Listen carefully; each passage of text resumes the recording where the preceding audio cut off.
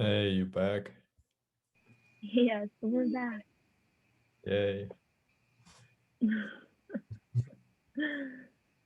All right, so I've started recording.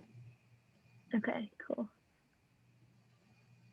I don't know why I get like so nervous when you record and then like think about me on the YouTube recording after. I'm just like, no.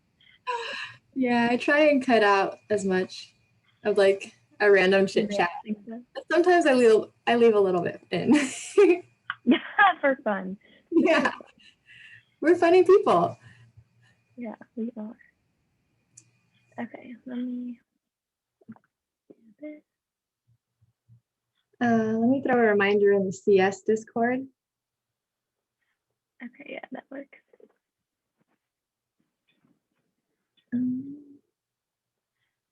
The bulletin board.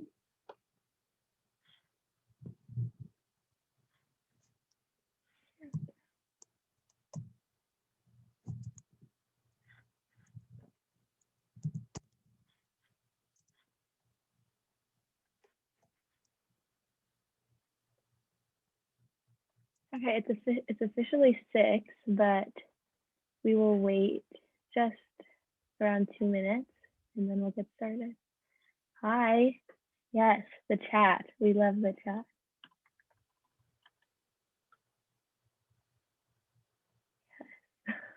Hello, the chat is alive. You guys also feel free to, you can turn your mics on and ask a question or anything throughout. More relaxed. Yeah, this isn't like a classroom or anything. A classroom. Last time I used AR,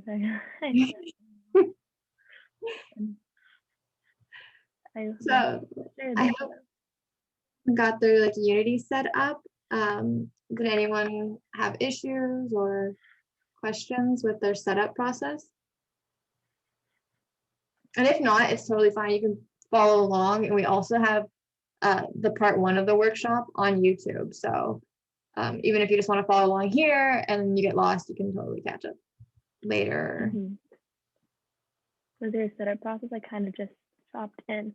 There was a setup process, but it's much more lengthy than the workshops that we've held in the past. So it's totally okay to like not have anything set up for this workshop and then just like sit back, watch, and take it all in. Especially because this is going to be recorded, so you'll have AR VR part 1 and part 2. And we'll also be sharing some like screenshots of like settings and stuff like that. So if you can always just go and refer to those as it goes on. Someone wants a link to part 1. Yeah. Yes, I'm getting it right now. Edit something really quick.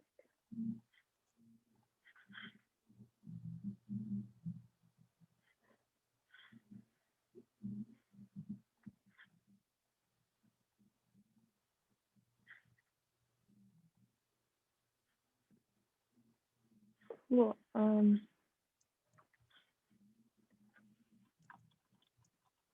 There it is.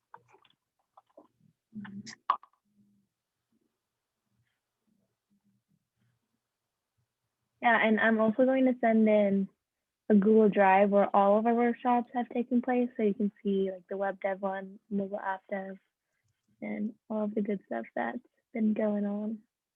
Let me grab the link, and then we'll get started.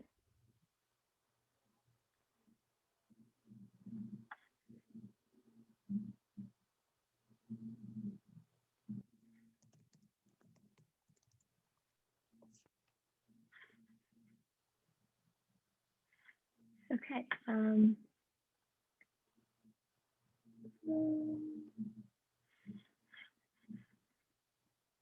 Okay, let's start for now. And once my computer decides to load and my Wi-Fi becomes better, I'll get the link in the chat. But for now, we'll just start. Okay. So welcome everyone to workshop number 6 of the Hack-a-thon preparation series. This is hosted by ACM and SF Hacks. We have been loving every single workshop, and we hope you guys have been too. If this is your first one, welcome. And let's get started. Okay, so this is the SF Hacks team, and what even is SF Hacks, right? So we are a student org on campus, and we run SFSU's hackathons. We actually have our first virtual hackathon coming up this March, and we're very excited for it. Today is the first day that the RSVP will be open. So I will send in the RSVP shortly into the chat. So definitely make sure to RSVP to it. You can get merch, you can network, and just come to learn. We're gonna have lots of workshops like this in there, especially because it's online. It's not gonna be the same atmosphere, but it's definitely gonna be a place to learn new things. So it's gonna be pretty cool. I hope to see all of you there. And this is our wonderful team as well. And another fun fact, we are San Francisco's largest collegiate hackathon. So in the Bay Area, if there's somewhere to be for hackathon, it's definitely us and our neighboring hackathons as well. Next, I'll pass it to Melissa. Hi everyone, I'm the current president of the ACM, which stands for the Association of Computing Machinery. And what we do is we're basically just a place to network and gain resources. And if you become an official member of the ACM, you get a lot of newsletters and you have a lot of connections to publishing, like international publishings and stuff like that. And actually, I've seen a lot of teachers reference the publications from ACM, so it's a really cool resource. I put a QR link here, and that's for all of our social media. So it'll have our Instagram, our website, and our Slack link in there if you want to connect with us. And this is our team. We're actually expanding, and this semester, our meetings will be open to everyone. So if you want to participate, but don't have the time to be a full officer, you can still do little tasks and stuff like that and work with ACM closely. So thank you. Awesome. Yeah. Next, we will begin our workshop. So this is AR VR Part 2, and we have our presenter Joyce Lee with us. She also presented AR VR Part 1, and it was a fan favorite. I really enjoyed it. So I will pass the mic on to her and we can get started. Go ahead, Joyce. Awesome. Hi, everyone. Yes, by way of quick intros for those of you who didn't attend the first workshop, I'm currently a Googler. I work on in the Daydream department, which is formerly the VR department, now AR VR, although my heart still lies with the VR department mostly. The team I primarily worked on was a product called Tiltbrush, which was open source just yesterday. So if you guys want to go check it out, I'm very, very excited. The team's very excited to finally be able to share it. So Tiltbrush was actually built entirely in Unity. Fun fact. So this is just like a very, this workshop is going to be a really quick preview as to like how to get off the ground in VR and Unity, but that is an example of what you can build if you put, years of engineering hours into it. But yeah, so I guess the way I'm going to have this kind of set up, I understand not everyone here has a VR headset. So I'm going to be developing on Unity on my screen, and I'm also going to try to screencast from my Oculus to my laptop, and then hopefully you guys can see the screen that way. Yeah, I hope you guys had some setup done. There's a lot of progress bars, so if you did it ahead of this workshop, I appreciate it. So let's try this. Can everyone see my screen? Yeah, we can see your screen. Okay, awesome. So apologize, I can't see and view while I'm working, but just wanted to introduce you once again to Unity. This is what happens when you create a new scene. I have named this scene SF Hacks scene.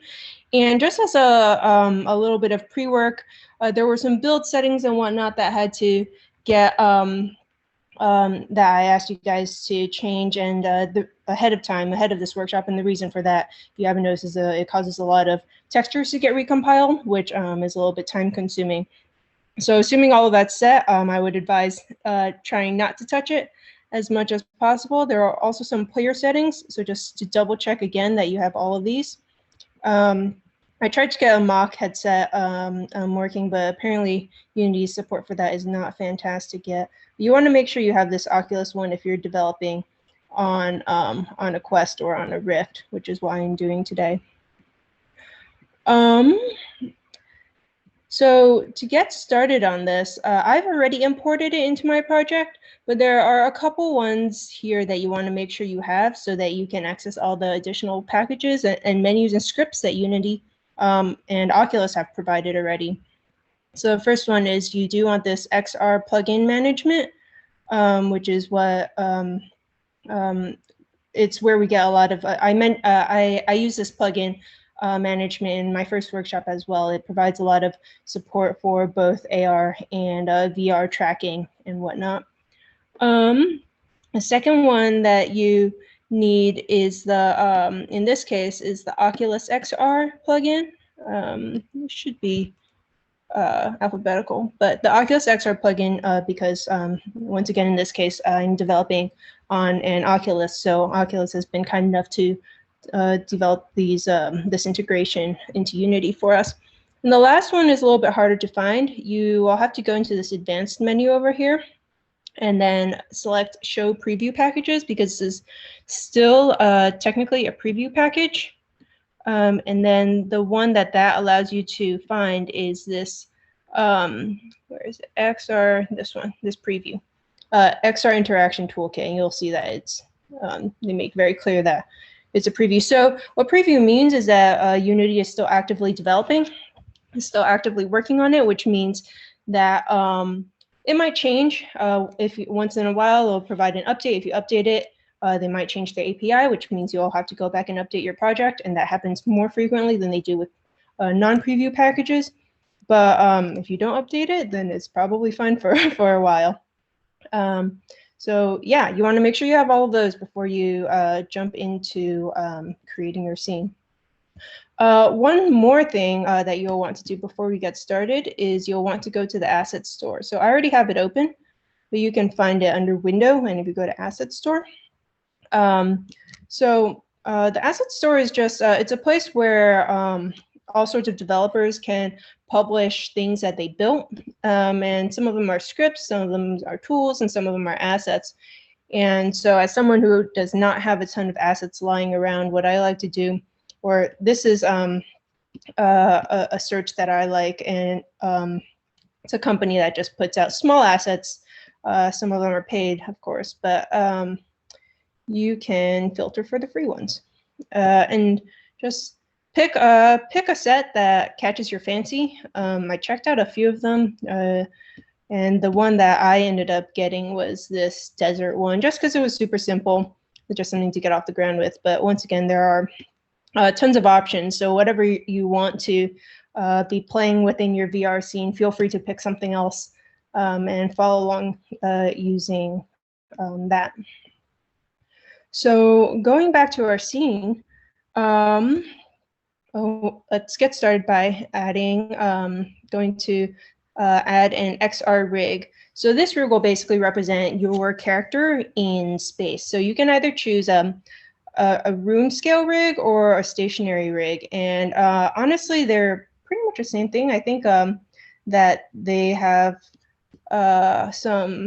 they preset, basically the main difference is that they preset some of these features a little bit differently, just so that the tracking is slightly different.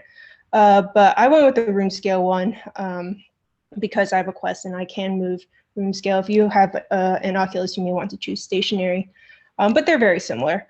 So it pre-populates a couple things. It provides you, so first of all, you'll notice that it replaced the camera. So by default, Unity scenes will give you a camera view so that if you press play in editor, it'll have something to render.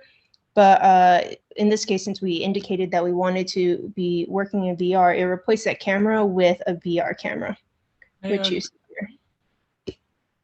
I saw that. Um, Yeah. Mhm. Hi. Sure. I saw in the package manager you had the Windows mixed reality package. Is if we have a WMR headset at home, can we just use that too? Will it work? It will work. You'll want to configure it. So there's a set of configurations that I specified for Rift. Those will be more similar. I do actually recall when I developed on a Rift, I had a Windows mixed reality headset. I was pretty easily able to drop right in. Cool. Okay. So let's see what so. To this rig, you want to add a couple things that allow you to track your motion around. The first one will be adding a locomotion system to your rig.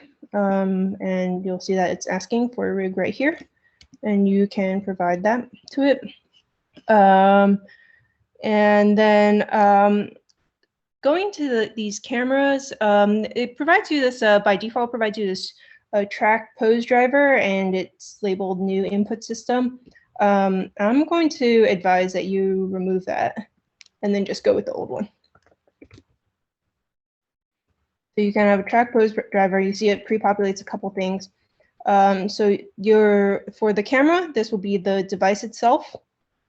And then it will be similar for the left hand and right hand controllers. So you want to add a track pose driver,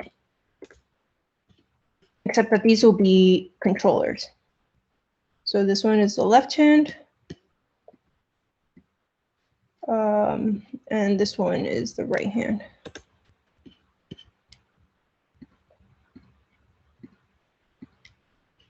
All right.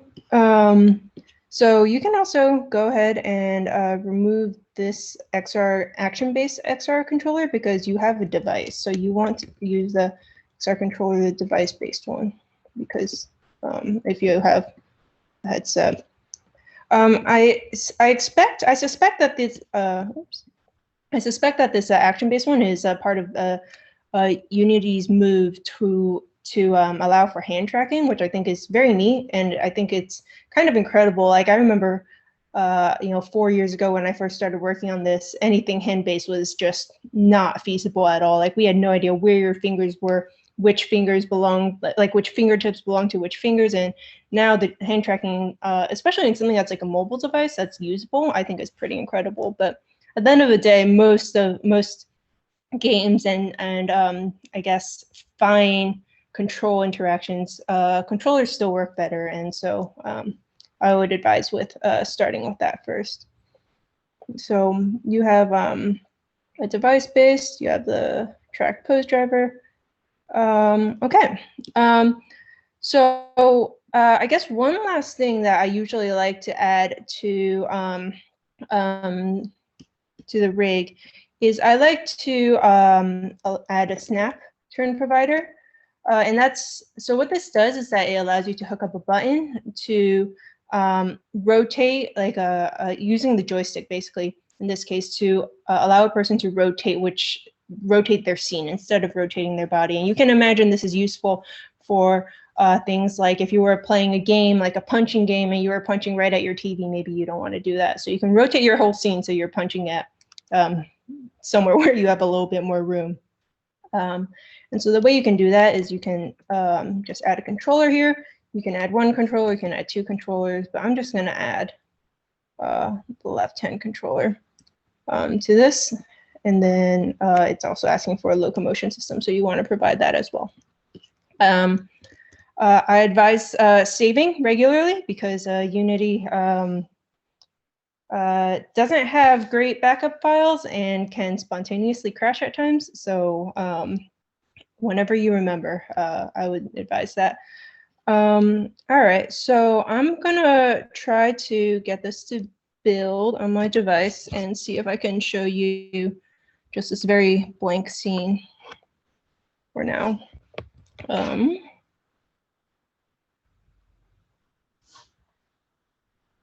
Let's see.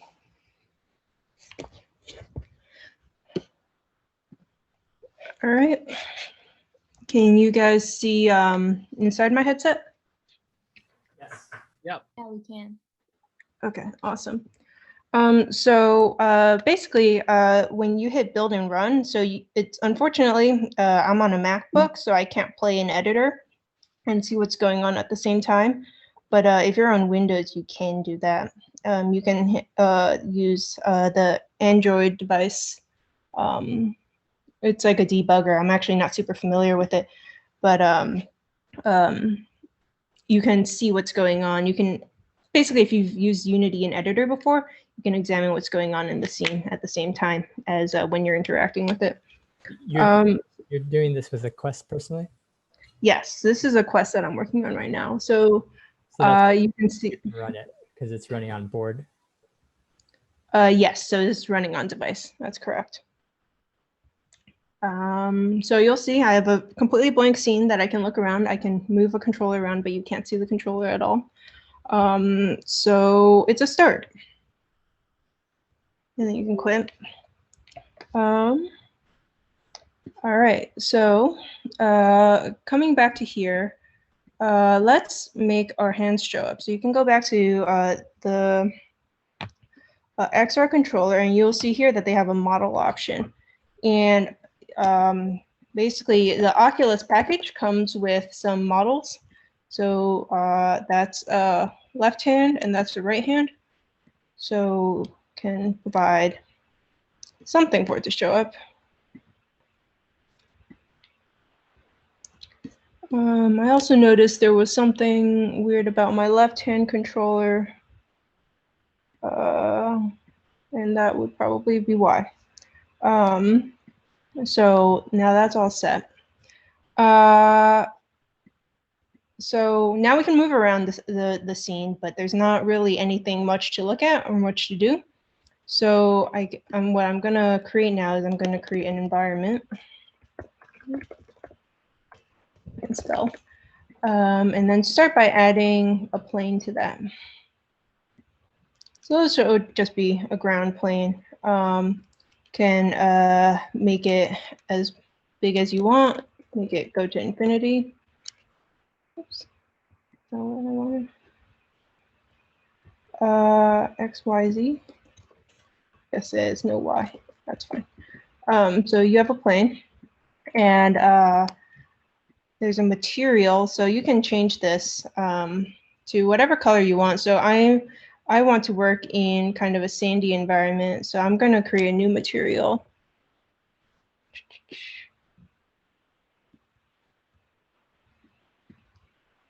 And make that kind of like an orangish color. Something like that. And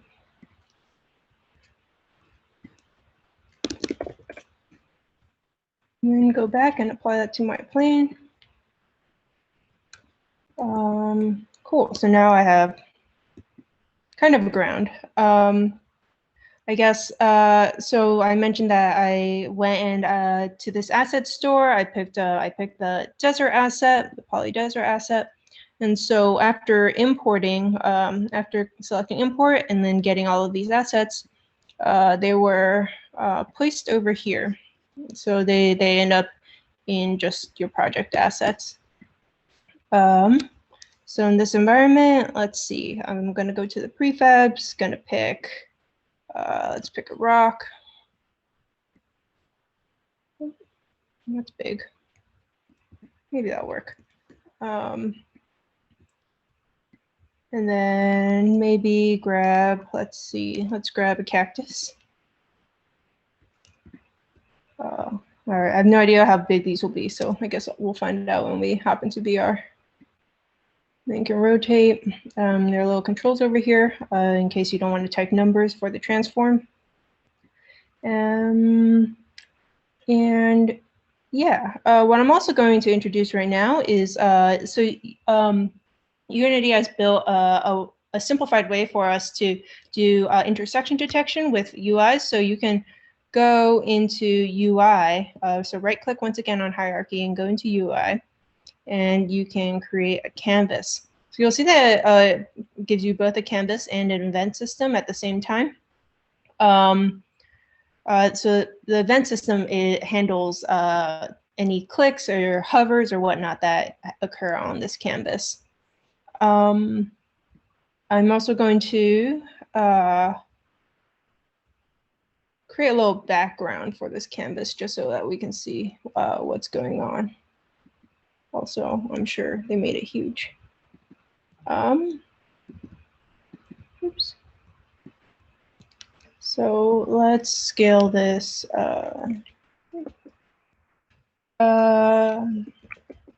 Let's scale this down to something more like a plane, but with still some depth. I'm actually also not sure why it ended up all the way out in the middle of nowhere.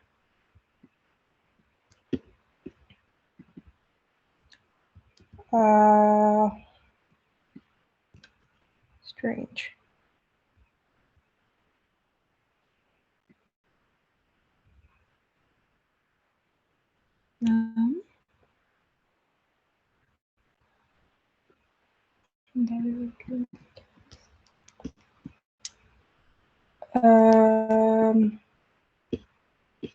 Apologies for this. Not sure why I ended up all the way out there. You're fine. Technical difficulties. Yeah. All right. Let me try that again. I'm just going to remove it.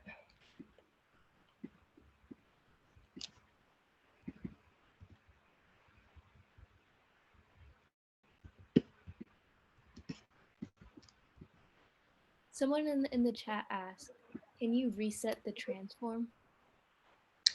You should be able to. A canvas is kind of it's kind of a different object. I guess it's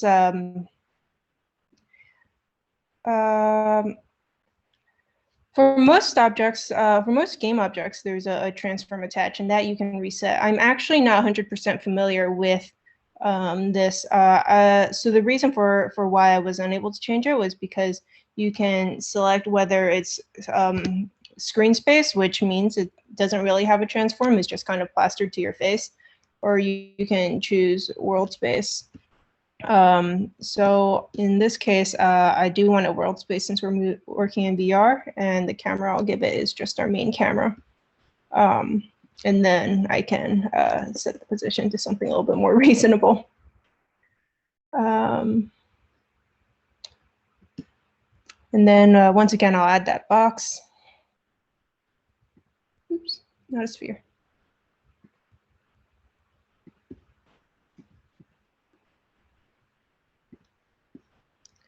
And you can kind of place that wherever you want. I definitely want it above ground. Double check why my canvas ended up below ground again. I think it's just centered in a weird spot, but that's fine. So let's give it these dimensions I mentioned earlier. I'm actually also not certain which direction I'm gonna face when it's spawned. So I guess one thing I can do is I can hop into the headset and just check it out.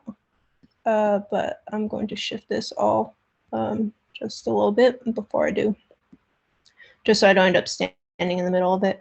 What I also want to do for this cube is I don't actually want it to have the default material once again, because once I start putting UI elements on it, it could end up in within the box, which is not something I want. So let's add.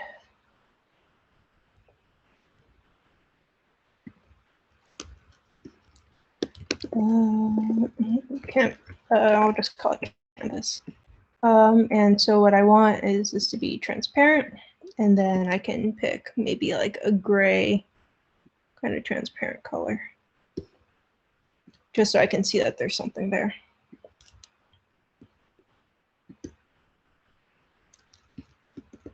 Save it and try to build.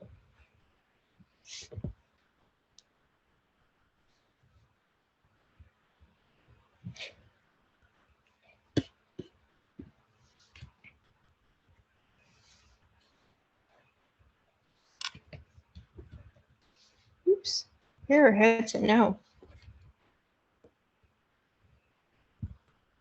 Well, that's awkward. Technical difficulties. Sorry about this. I actually don't see what's going on.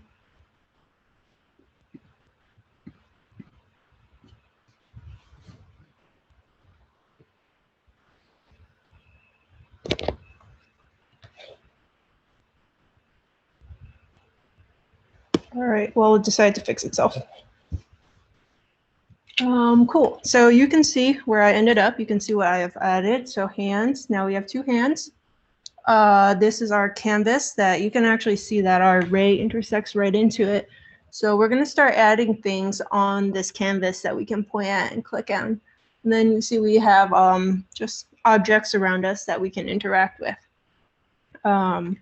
So I guess what I like to do when I work in Unity is just kind of iteratively see where things are placed, see what needs to be shifted, and kind of go from there.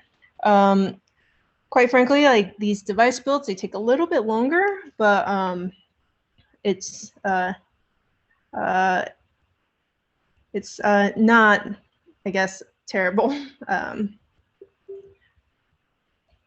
compared to things such as the mobile AR development I was showing last time on iOS, where you had to export to Xcode and then build and then deploy off of that. So it's a little bit easier. Coming back to my scene, I guess what I want to do is I want to shift all of this over just a little bit. All right, it's not letting me select just the things I want. Let's move the cactus back a little. Let's move this rock.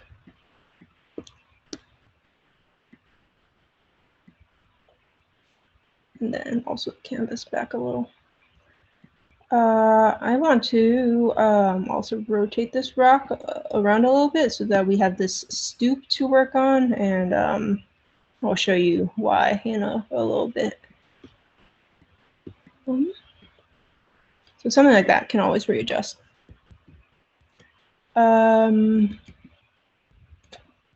Great. So I want to drop all of these under the environment just to keep things sorted. Oops. What's going on? Drop these into the environment along with the plane, just so that they can all move together if they ever have to be. But since this is just kind of our entire world, it's fine to leave it there for now. So I want to go back to this canvas. And so it's actually pretty easy to add UI elements to this. You can go back to UI, and then you can see a bunch of different options here. So the one I always recommend is using Text Mesh Pro.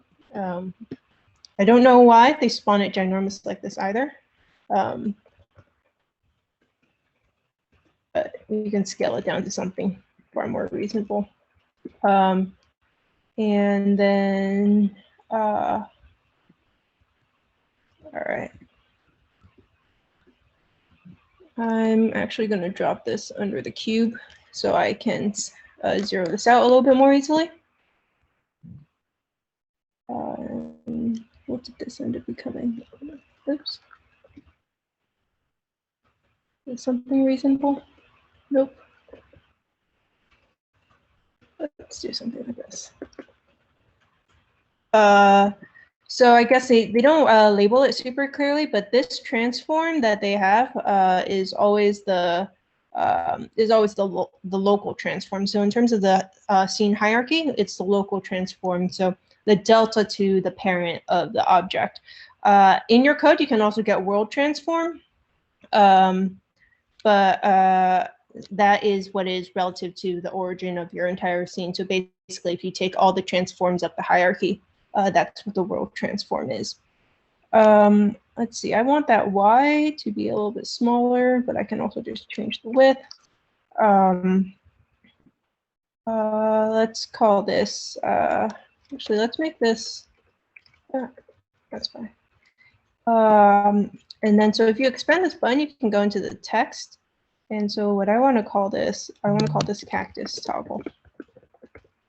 Want to make the font a lot smaller.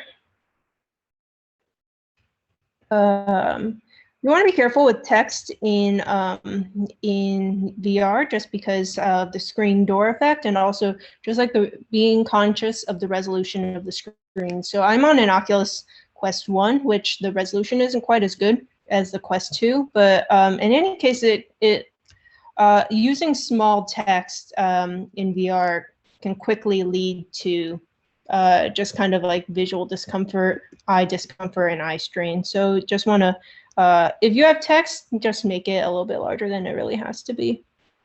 All right. Actually, not sure why this isn't right up against my plane over here.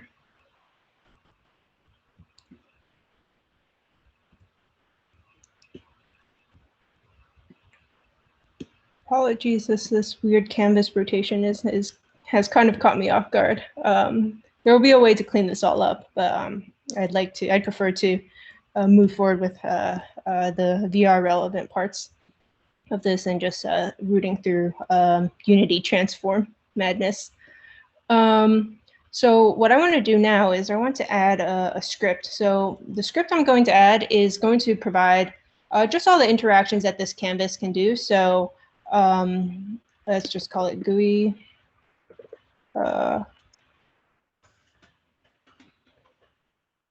Script. I've created other test scenes within the same project, so that's why that's showing up, but I'll show you what's going on from scratch.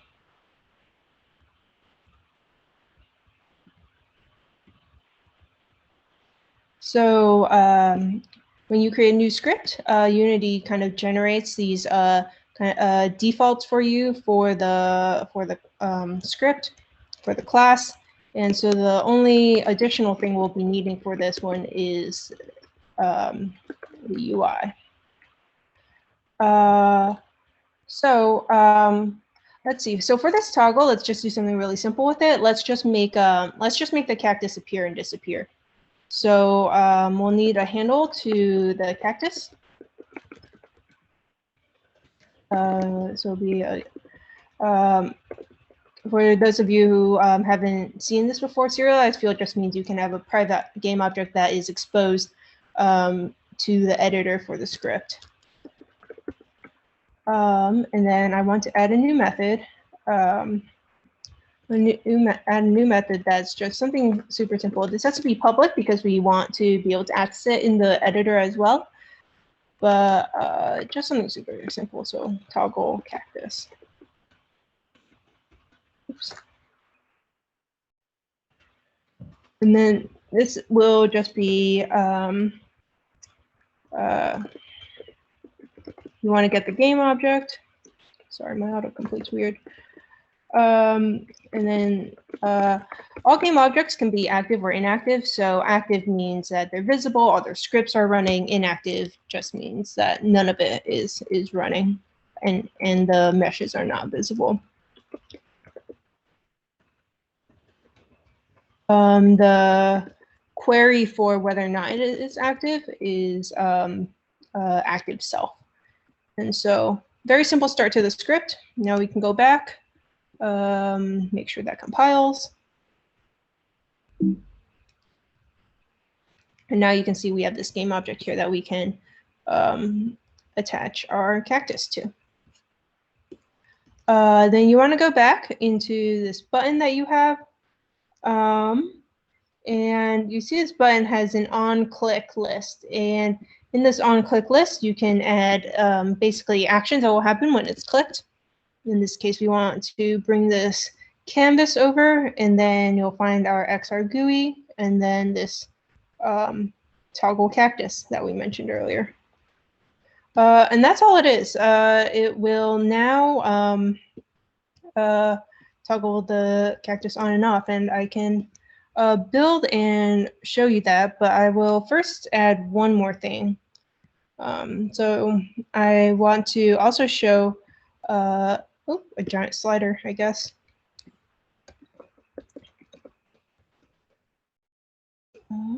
Add a slider to this. Wow, those proportions look really weird. I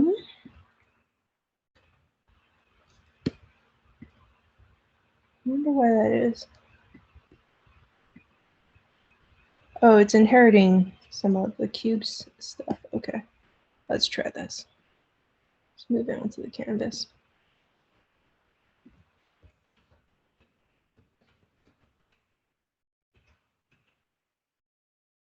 Make some more width. Make that a little bit smaller.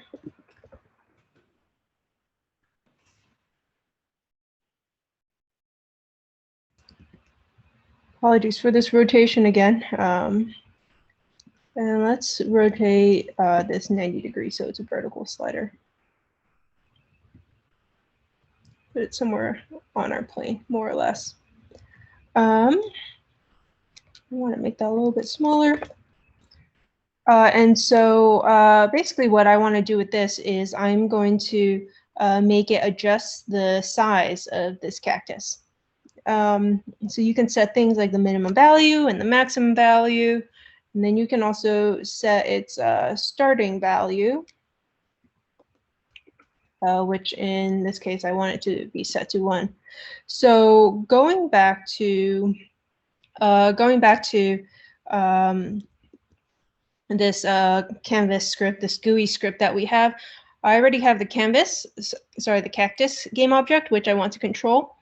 I will also want to store the size that it's starting at, just so I can reference it later when I use the slider. So scales are vector 3s. So I'll have, I can be more verbose than that. I can call it cactus scale just in case I want to add a slider for something else. And then at start time, so start runs when a script is activated. So basically when the object it's attached to becomes active. And so in this case, the cactus is active when the game starts. And so we'll have this cactus scale. We'll just cache this.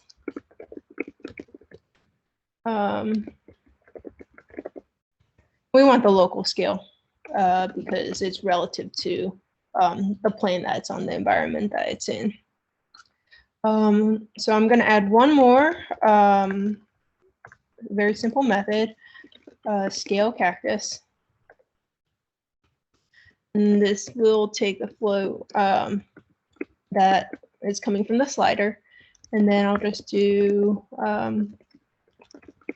calculation, very simple calculation on the vector 3 that we stored at start time. And that's it. So we can go back now, let that compile. And then now I should be able to add this cactus. I want this XR GUI and where is this? Maybe it didn't compile. That's a typo. Transform.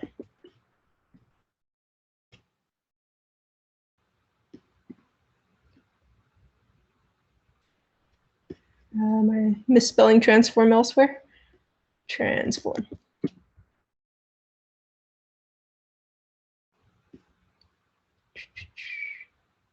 All right, now compile. So I can go back now and go into this and then find my scale cactus function. Cool. Now I'm going to show you guys really quickly what that looks like. There are also additional things you can do. You can make the buttons change colors when you hover, when you click on them. Sometimes that's easy. That's nice for debugging whether or not your directions are taking place. I think they actually have some default ones, so hopefully those just show up.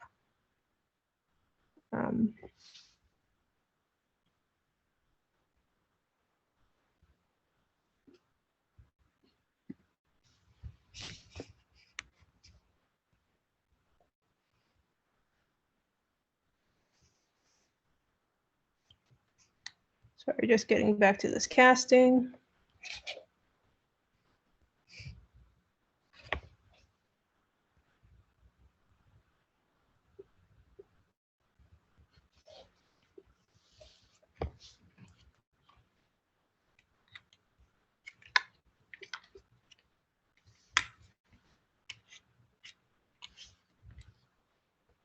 little splash screen. All right, and all right, I think I actually put those behind the canvas, so I'll have to move them so that we can actually click on it. Let me do that really quick. Oops.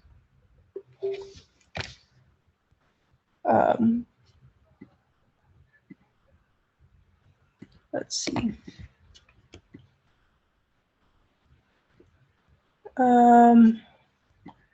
Actually, I wonder because the canvas's rotation is completely weird.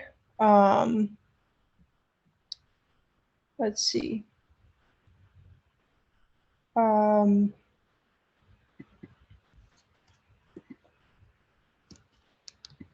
Let me see if I can fix this really quickly, but otherwise, I'll look into it after showing you the other thing I wanted to show you, I guess. With it right now, I can't see. Sorry? I was just wondering what you were trying to fix. Oh, so the canvases should just pick up the buttons pretty easily. I can, well, if you don't mind, I can flip over to the other scene that I set up before this and show you what it's supposed to look like. Let's see, scenes.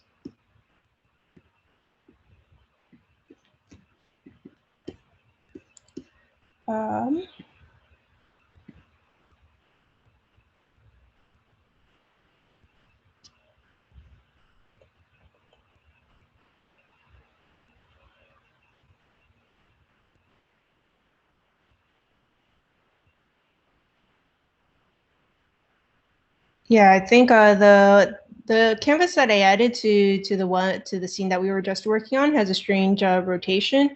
It does actually seem to be intersecting the box, which is what I would expect.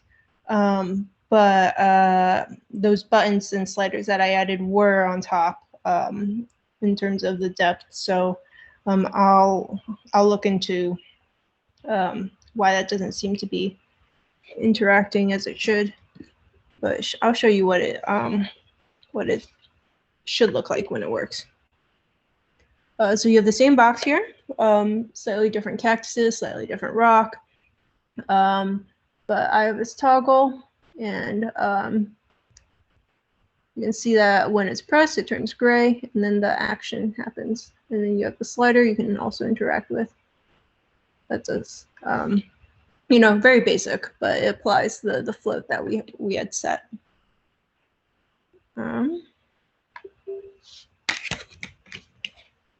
Can double check really quick what settings I had here on my canvas, but it should be all the same.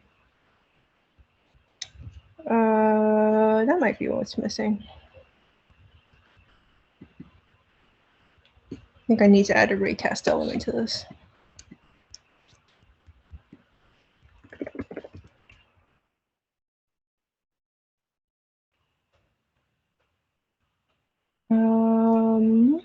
So that should allow, so if you noticed on the things that were added by default to the rig, you had these raycast XR ray intersectors that allow you to specify which layers that they intersect with, as well as their lines, and then also I believe they have like these debug visualizers. And so you'll need the canvas to actually receive those in order to interact with them. Are those the casters coming from the controller? The casters are coming from the controller. So the red lines that you saw, like kind of like lightsabers in front of my hands, those are the rays that they are casting, or visual representation of it.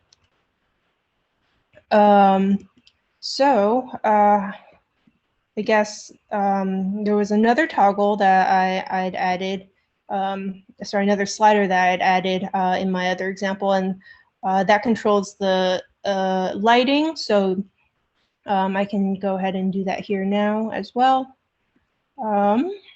can add another slider, or I can just copy and paste it. Call this the light slider. Oops. And just shift it over. Oops. Except that I've got this weird rotation on them. Try to get that back on the box.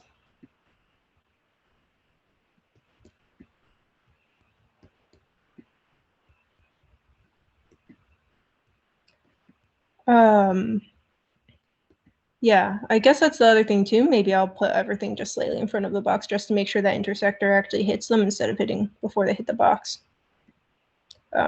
Normally this is easier to do when you can, when all the rotations are straight.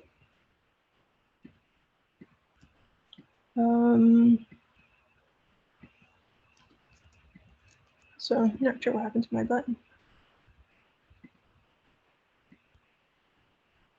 Oh, okay, that's fine. Actually want to move that off if I can. Except that it's got that weird rotation. Not sure where that's coming from. I do apologize for that. So similarly for the light slider, we can go back to our GUI script.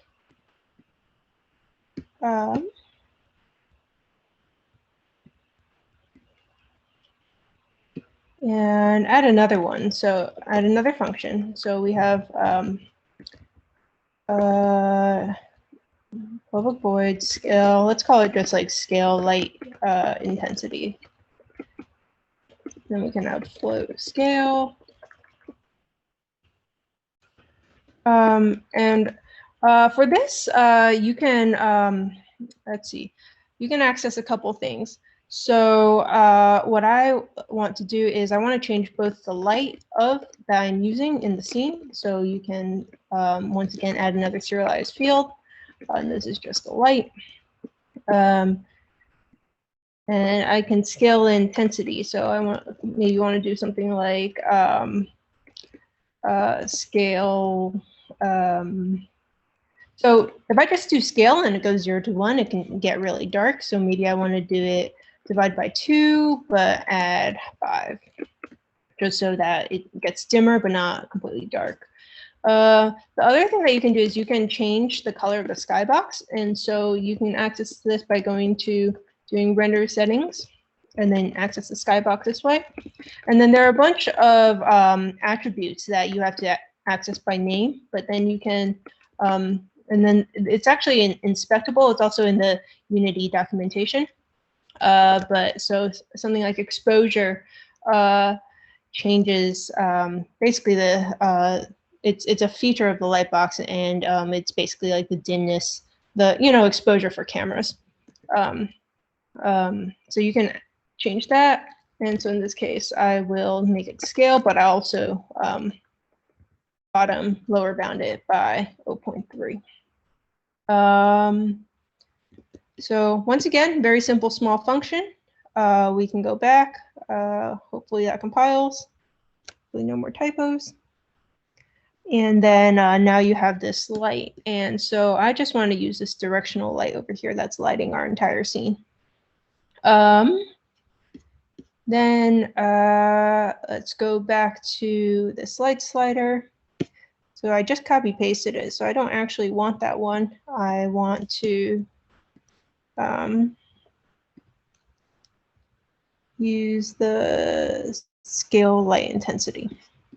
So that should be set and work similarly. I can give that another try, but I'll add one more thing to the scene before we do that. So I want to go back to my assets over here. So these prefabs, and what I want to do, let's move this rock over just a little bit closer. Now it's intersecting this canvas. Shift that over.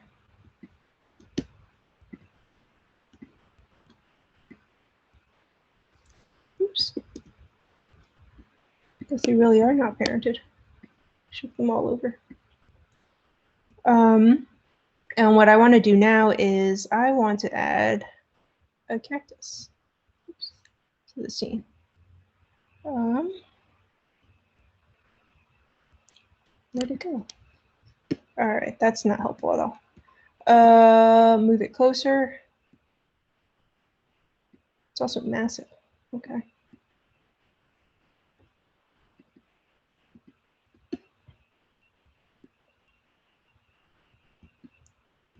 So what I was trying to do is, or what I am trying to do is, I'm trying to place it on that little rock over here.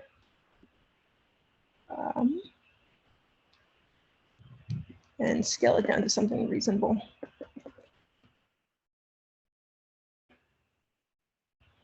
Maybe that's too small. Maybe not.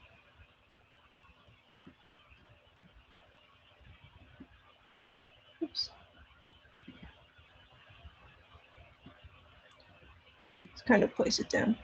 So what I want to do with this is I want to show you a way that you can pick up objects in VR. So you'll notice on the controllers there's a side grab button and a trigger button. A lot of people don't actually know about the grab button, so what they end up doing is they just hold it down all the time, or they don't realize that they are. So especially for introductory VR applications, we usually recommend that you use the trigger button to do it, just because it's something that we're all super used to from playing video games.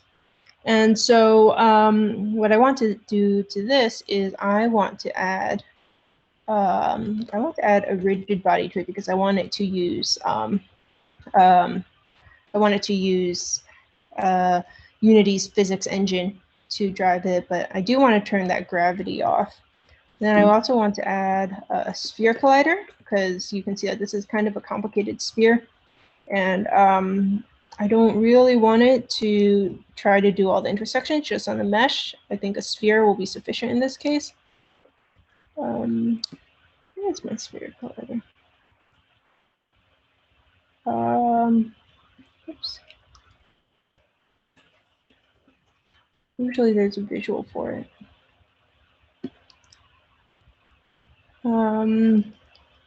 Then I will also want to add an XR grab interactable.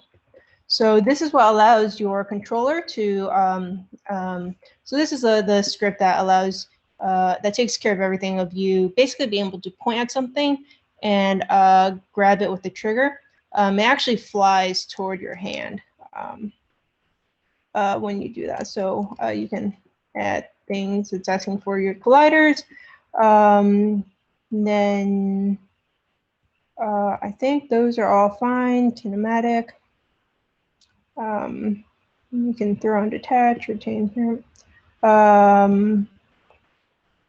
Cool. What you'll also need is you'll need to go back to this rock, and then you'll have to add a mesh collider because otherwise it doesn't know that there is anything there for this cactus to bounce on. And so there's a mesh. You'll need to provide its. Is that not the mesh? There's a mesh. You have to provide the mesh. Apologies. Mesh render. Let's see.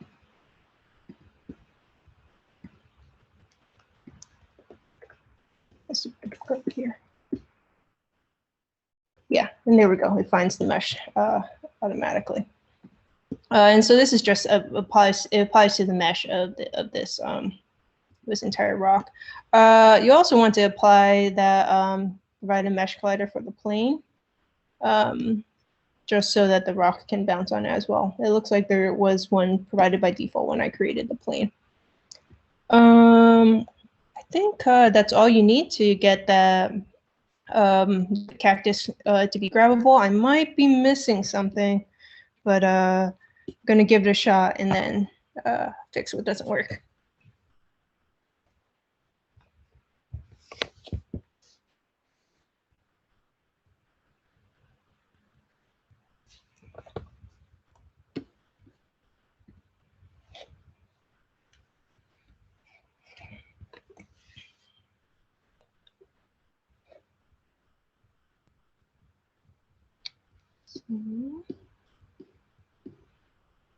Hopefully building.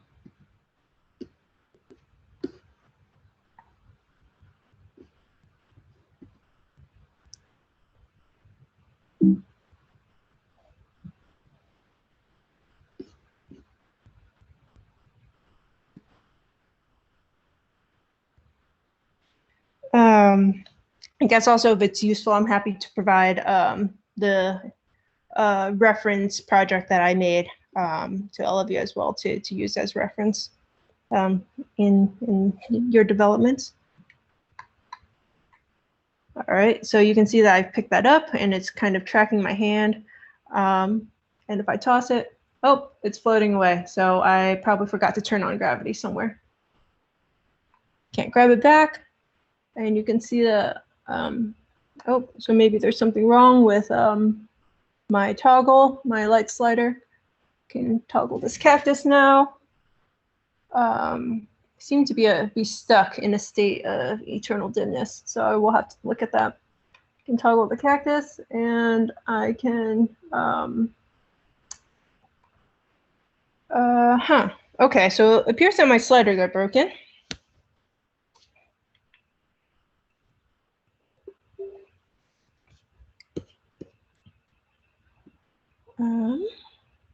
Can go back in and examine this, but these are pretty much the basic things that I wanted to show you guys. You can see that there are lots of options, and they basically allow you to customize this to however you'd like.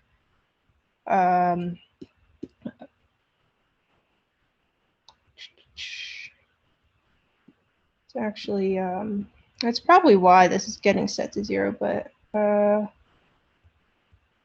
not sure why it's doing that. And then let's see. So I wanted to take another look at this one. Here, this is a gravity undetached, so that should work better now. Going to reference my my other scene really quickly.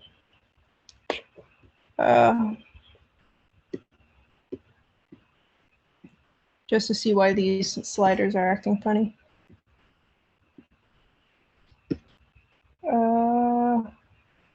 Bizarre.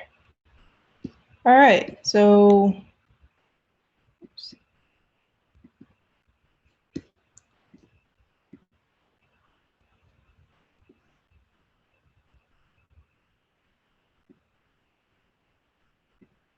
I'm actually not sure why that is.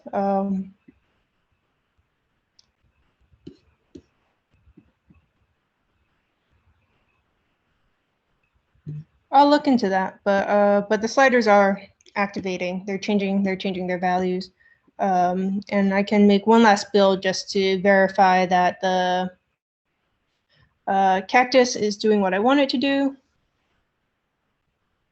Also, I do apologize. I'm doing all of this testing sitting on my couch, so I'm not quite moving in a way that's suitable for testing this. But thankfully, most things seem to be within arm's reach for me here.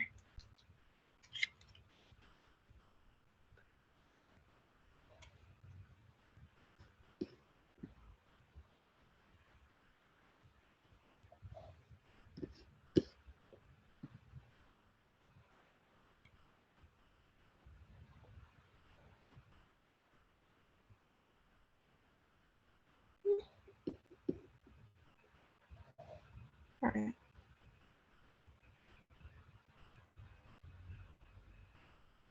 And once again, picking up the cactus.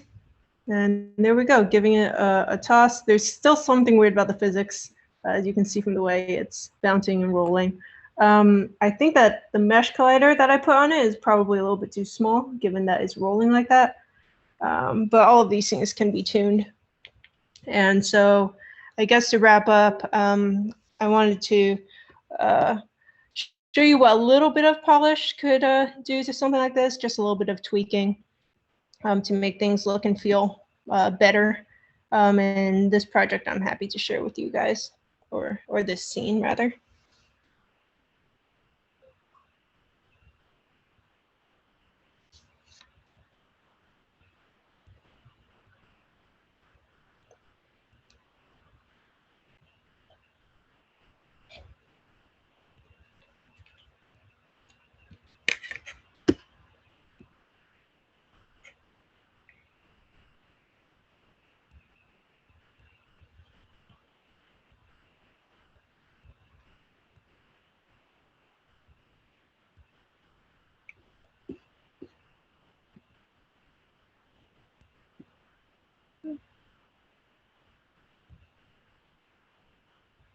All right.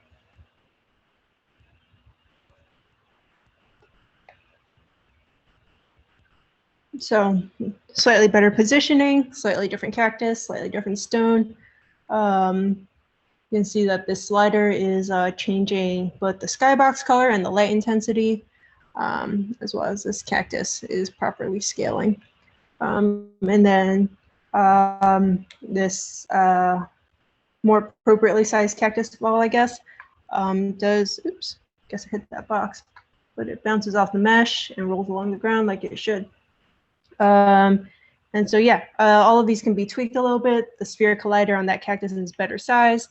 And it's just little amounts of polish that you can put into your application to make it feel really good once you get the basic things set up.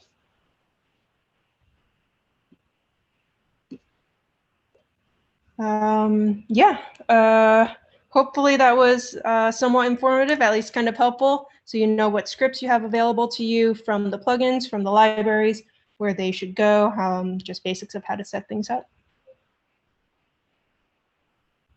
Yeah, sounds very informative. If anything, now I want to open the floor up for Q&A. Does anyone have any questions for Joyce or what she went over today? You can type them in the chat. So you can see the chat now.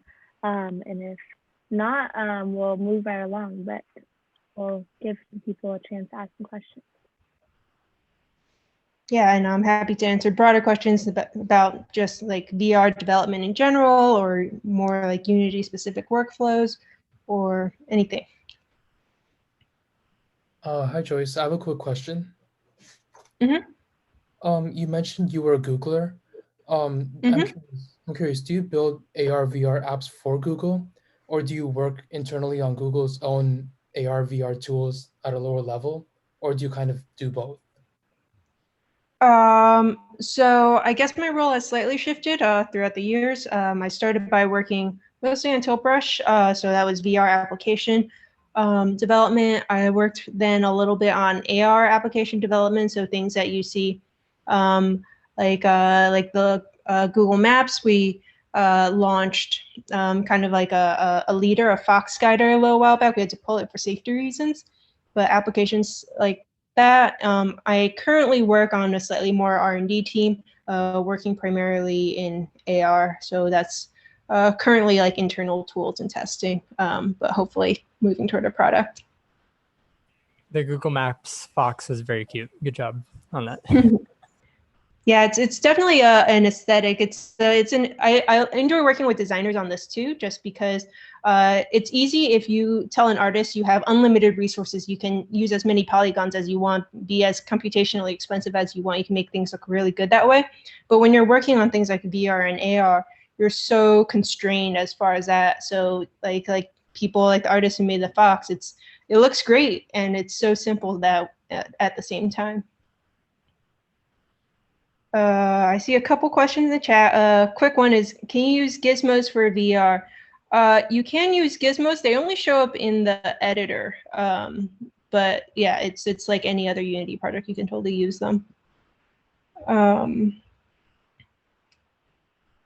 Computers be based in VR through the cloud, not just interactive games. I'm not really sure what you mean by that, Alex. I guess my question is just more like, where do you see the future applications of these kinds of things and just VR in general? Because I just kind of think like I'm taking a class at SF State and we're doing VR development, and I think that a lot of people don't really take VR seriously, but I think that we're getting it to a point with the technology that it really does have realistic applications for the market. And I'm just curious where you see those applications coming to fruition. So my favorite example of this, I think VR has actually already come to fruition in the world of automotive design. I worked at Tesla for a bit as well, and was part of the VR community at Tesla. And one of my favorite projects, two of my favorite projects actually that I was involved in, one was car previs. So imagine you can design a car, but instead of fabbing it and then sitting in it, and then reevaluating, you can now just construct this in VR. And imagine just how much that that can speed up your iteration cycle. So that's one huge thing, and I don't think Tesla is the only one doing it. The second project that I really enjoyed being part of was safety training. So heavy machinery training. You want to practice that on probably not the machinery itself before you get hands-on. And so building out trainings and tutorials in VR was another really, I think, great use of it. Great, thanks so much for your insight. It's super interesting. Safety reasons. So people were walking around with their phones in their faces, following the fox. Basically, they were too busy staring at their phones to have any peripheral awareness of things like cars or bicyclists and whatnot. And so we amended the app to ask people to like put it down. Like if you walk too far with your phone in your face, we'd ask you to put it down before you could continue. But that also kind of defeated the purpose of having passed through AR if you couldn't just keep it in your face all the time. So it's kind of an interesting challenge just because it's like people do become so fixated on, with good reasons, you get fixated on the object that's close to you, and your brain is just not built to pay attention to things at such different depths or distances from you at the same time. So whatever happened with like Google Glasses? Because wouldn't that like fix the issue of the whole thing? Yeah, so I didn't directly work on Glass myself, but I did have one and I did test things on it. And the interesting thing about Google Glass is there's still like a focal point. So the way I describe it is you can read a glass if you're looking at the wall across the room. And that's the only way you can read what's on that screen. And so it ended up being this really strange effect that if you were talking to someone and then like a notification flashes across, first of all, you can see the notification that showed up because the screen is transparent. So if you're talking to a person wearing glass, you would see the notification show up, and then you would see their attention just like slide off of you and then slide back. So like it would be awesome if we were able to just like overlay your vision. I don't know, like contacts that could render whatever. That would be awesome. But I think right now we're still trying to solve the fact that like our eyes are designed to focus at different depths, and that's still a challenge. That being said, there are definitely industrial applications. I think it's like Google's moving toward it. I think Apple's moving toward it. And honestly, even Facebook, we call it like the future of the workplace. So Facebook has been working on this with like the Quest and the Rift, like pass through VR. So you're able to see the world around you, even when you're even when you're in VR. And so that's kind of the inverse of the problem. Your camera has to be good enough, have a high enough frame rate for that to feel good. But like this, I think will eventually just get incorporated to all of like our work lives. Yeah.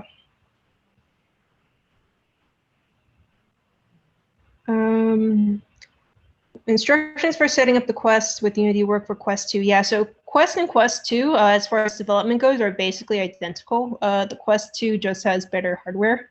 So if you have like frame rate issues or memory bandwidth issues on the Quest, 1, they might just go away with the Quest 2.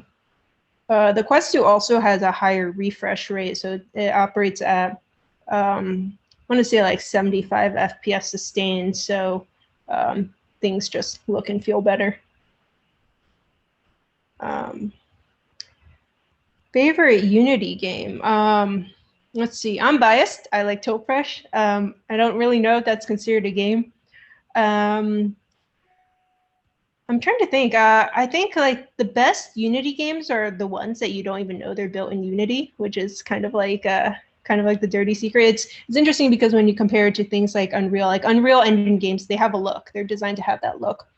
But Unity, I think you can cloak it a little bit better. And so things like Toprush, people are surprised to learn that Toprush was built on Unity. But games that are like very obviously Unity, if you've ever played like Job Simulator, that's a pretty nice example of what you can take Unity out of the box and build. Yeah, I have a question. Mhm. So when developing for VR, it's kind of hard, I think at least, because cross-platform development, like if you're doing like PC or console, is already one thing on Unity, but looking through like the Unity documentation, there's like Open VR, there's Mixed Reality Toolkit, Open VR. Where do you even start to, find the resources to make VR games for, like the whole breadth of all those VR headsets out there? Right. Well, I guess it's changed since I worked extensively in VR. To be entirely honest, when I first started working on it, there was only Vive. So we had some libraries provided by Valve, and that was it. And then about a year later, Oculus came out, and Oculus had a completely separate library. At that time, it was just called like OVR, Oculus VR, completely separate library. And we basically had to share game logic, but completely fork it just to support the two headsets. Oh, man. Yeah, and it was it was a lot of QA effort, it was a lot of development effort, and then there was like the question of feature parity, right? Because you have different controllers, you have different headset capabilities, like what is appropriate, like what compromises can you make and still provide the same experience. And I think in some ways those are still questions that we have to ask ourselves today. Like you can just take an off-the-shelf toolkit, like an XR library, and they'll do a good enough job. So for instance, in the example I just showed you, I had the XR management and then I selected the Oculus option out of it. So a lot of basically anything you make using the XR management will be reasonably cross-platform. But at the end of the day, you might still want to go in and tailor specific things to specific platforms if you choose to support all of them. Or you can just say, like, honestly, for us working on like the Windows mixed reality platform, we're kind of like, this is a small enough market that it's okay if they get 80-90% of the experience you might get on an Oculus. Okay, thank you. Mm-hmm. I had a follow-up question. You mentioned about the focal points in the Google Glass, how it was like set off in the distance. And so is that kind of like, do you mean like you'll be talking to someone and they'll suddenly have like it looks like they're looking way off into the distance? Is that what you mean? Yeah, it's surprising how acutely sensitive we are to these things, whether someone's looking at your face or someone's looking at the wall behind you. Right. Yeah, we're quite sensitive to that, and also because glass is transparent, you kind of got the cue that there was something showing up on their screen that wasn't there before. It just like lights up, so it's visible. Yeah. Gotcha. Yeah, it's like if you've seen the like the Microsoft HoloLens, when there's something active on the display, you can see there's something. You can't see what it is, but you can see there's something. It was similar technology to that. I think I don't know if you know, the HoloLens has more than one focal point, like unlike the glass. I know the Magic Leap has like 3. maybe, but I guess that wouldn't necessarily solve the problem because those devices obscure your eyes quite a bit. Yeah, and I think they were meant to be They were meant to solve different problems. Like HoloLens and Magic Leap are designed to provide you with 3D information, whereas Google Glass was supposed to just be that overlay, like a visual overlay. You get notifications, you can take photos, but in my recollection, there was no 3D display at all on the Google Glass. Gotcha. It's more like just a heads up display. Exactly. And, Yeah. If you're allowed, or if you feel comfortable sharing, I just was curious to hear more about your thoughts about Tilt Brush going open source and the project kind of like being handed off by Google to the community. Quite frankly, I'm thrilled. I think that I'm glad that Google acquired it and gave us, the funding and the leeway and the runway, quite frankly, to build it into what it is today. But also the fact that it's a big company and priorities shifted away from VR. Google's VR effort is very, very minimal at this point, and it's not a project. It's a project that is so loved by its community that it just really wasn't fair to have it stagnate just because Google wanted to retain complete ownership of it. And quite like honestly, I think it still does. It's like the pro features aren't open source and whatnot, so there are still things that the professionals, the experts, they might still have to pay for. But for the developer or the artist, really, one of my favorite things working on Tilt Brush was that we had artist collaborators come into the office, and they would come to us and just have an idea. I remember there was one artist who just wanted to have fractals in Tilt Brush, and there was an artist who wanted the brushes to track his feet. And it was just like crazy, wacky things like that now the community can do without, asking Google for a contract or asking for our help to do that. Yeah, that's really nice to hear. I'm glad you're excited about it because I was just looking at the community reaction, and some people kind of had mixed feelings because this kind of also symbolized Google's stepping away from VR in some way. But on the other hand, the community is very excited to use it as a bootstrapping or just like make the Tilt Brush app grow so much, like you were describing, that using different paintbrushes and everything. So I'm thank you for answering my question. I appreciate it. Yeah. I mean, we were a small team too. I don't think we were ever over, we were never over 10 people. So I'm glad that we were able to satisfy the artists in the community with what we built, but I'm also excited to see what the rest of the developer community comes up with. Yeah, that's the app that I think really helped people see the power of VR from demonstrations I've done to friends and family. So you should be proud of being able to work on that and everything. Yeah, thank you.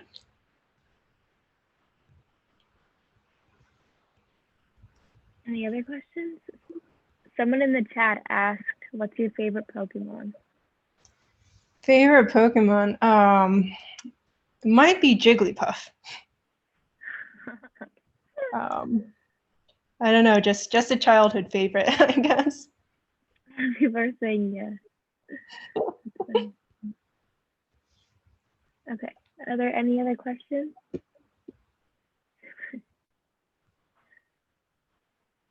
No? Okay, well, before anyone has to go, for the people that are left, I would love to take a group photo. If any of you want to turn on your cameras, you can turn on your cameras. If not, again, it's never mandatory for us. But would love to see your guys' face. And when I count down to 3, well, I'll say cheese, right? In unison and in harmony. Just kidding. Okay. Get ready. Yeah. Okay, ready? 1, 2, 3, cheese. Cheese. Yes, thank you for saying it, Jesse. Okay, there's another page of people, so we'll just do it one more time. You may or not be on the second page, but you can say cheese regardless. Okay, 1, 2, 3, cheese. Okay, awesome. Okay, we just have 2 more slides, and they're just org slides from Melissa and I. And then after that, we will be good to go. So let me share my screen again, and we can get going. Okay. Melissa, you can take your slide. Oh yeah, this is just, again, our social media and the Slack, which a lot of people are on and a lot of teachers are on as well. The QR code from the original slide, it just has like direct links for this, but here they are. You can email us, Slack is preferred. Our LinkedIn, we share a lot of fun stuff there. And our ACM at SFSU for live updates and posts. Oh, and also our SFSU ACM.club website. We just made it. It's brand new, so go look at it. Yeah, they're selling merch. So Yeah. if you want some cool merch. We are selling merch and coming out with new merch too, so check it out. Yeah, awesome. Okay, next is just an SF Hack slide. So you can scan either of these to join our Discord or go and add our LinkedIn, Instagram, Facebook, or Twitter, or Slack too. And again, I'm going to send the form for an RSVP to our hackathon. This will be sort of like a Bay Area wide event in 2019. 10% of our attendees came from Canada, so we're expecting people from all over, especially since we're online. You can join, learn some cool stuff. We have companies like IBM and Microsoft coming to hold some workshops. You'll also get some merch shipped to you, so just a nice environment. It's on March 5th through 7th, so I really hope to see you guys there. It'll be a nice group of CS and other majors who come and join. But yeah, if there are no further questions, no further comments, thank you all for joining our workshop. It's really nice to see people come out and support these orgs, and we love hosting these things for you. So are there any last comments? Because if not, we'll end it here. What's a hackathon? Right, great question. I should have addressed this in the beginning. A hackathon is a place where students from all majors, they're majority from the CS to engineering department, but they come and they program for 24 hours and try to invent or produce an application that fits a specific theme. Again, that was a mouthful, but what we're trying to aim for, exactly, sort of like a game jam, but what we're trying to aim for, especially because it's online, we spread it out over 3 days. It's not going to be, like coding for 3 days straight. It's going to be 8 hours per day in increments. And it's just going to be a place where for people who are competitive hackers and they want to go win those prizes, they totally can. But if you don't even want to be on the team and you just want to come and enjoy a weekend with a bunch of CS students from SFSU and from the UCs, from Stanford, or basically anywhere in the Bay Area to California, you can just come, join some workshops. But the concrete definition is a place where coders come and hack away and produce applications that will change the world for the better, hopefully at least. Any other questions?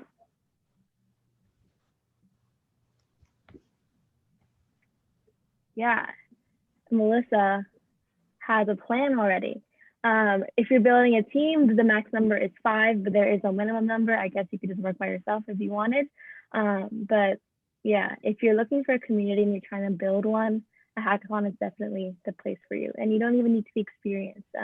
This could be your first hackathon, and we're totally welcome to beginners and everything in between to experts. Okay, if there's nothing else, we can all drop off. I want to thank Joyce. If all of us could thank Joyce in the chat, that'd be great. She took her time out of her day to prepare these slides for us to use. Her headset and everything that she did for us these past 2 workshops is just amazing. So thank you so much, Joyce. Yeah, my pleasure. And I'll send out the Unity project that I was using for all of you guys to reference as well. Apologies again for the slight hiccups, but there are a lot of options to play with in the editor. Yeah, you don't need to apologize. We all have hiccups or technical difficulties at least, even for the most simple screen share. So what you did today was amazing. Okay, if that's all, we can all drop off. I'm going to drop off. We'll follow up with everyone that RSVP'd. We'll send out the recording and the slides as well, and the project that Joyce built. So I'll see you guys all over email. Awesome. Bye, guys. Have a nice time. Bye, guys.